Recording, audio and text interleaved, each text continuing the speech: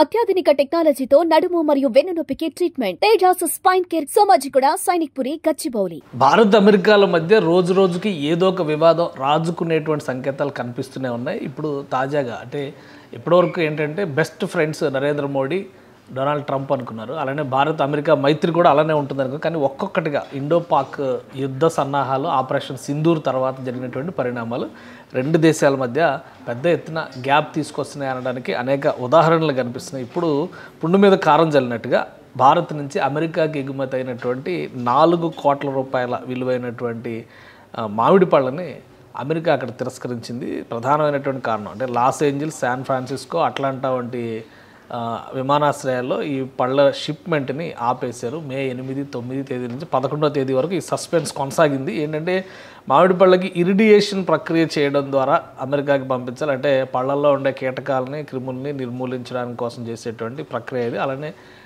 నిల్వ చేసేటువంటి సమయం కూడా దీనివల్ల పెరుగుతుంది. అయితే ఈ ప్రాసెస్ సరిగా జరగలేదని చెప్పని దానికి సంబంధించినటువంటి PPQ 203 ఫామ్ సరిగా లేదు, అందులో అవకతవకలు లేదా లోటుపాట్లు ఉన్నాయనేటువంటి కారణంతో అమెరికన్ ఎయిర్పోర్ట్స్లో ఈ పళ్ళ మొత్తాన్ని ఆపేశారు.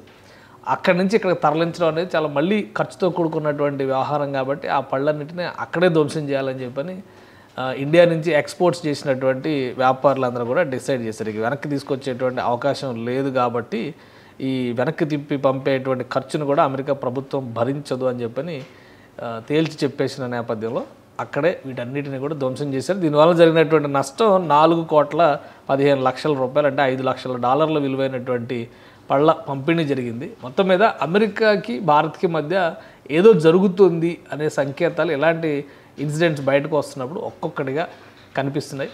ఇప్పటివరకు ఆప్తమిత్రుల్లో ఉన్న వాళ్ళ మధ్య దూరం పెరుగుతోందా అనేటువంటి సందేహాలు కూడా వస్తున్నాయి. సో ఇప్పుడు బాధితులు అయింది ఏంటంటే ఈ పళ్ళ వ్యాపారులు. వీళ్ళు ఏం చెప్తున్నారంటే ఇదంతా కూడా అమెరికన్ ఆఫీసర్స్, అంటే అమెరికా వ్యవసాయ శాఖకు సంబంధించినటువంటి ప్రతినిధుల పర్యవేక్షణలోనే ఇదంతా జరుగుతుంది.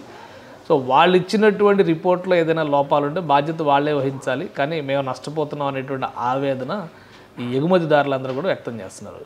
అసలు వాస్తవాలు ఏంటి, పూర్వాపరాలు ఏ విధంగా ఉంటాయి అనేది ఇంకా బయటికి రావాల్సినటువంటి అవకాశం కనిపిస్తుంది.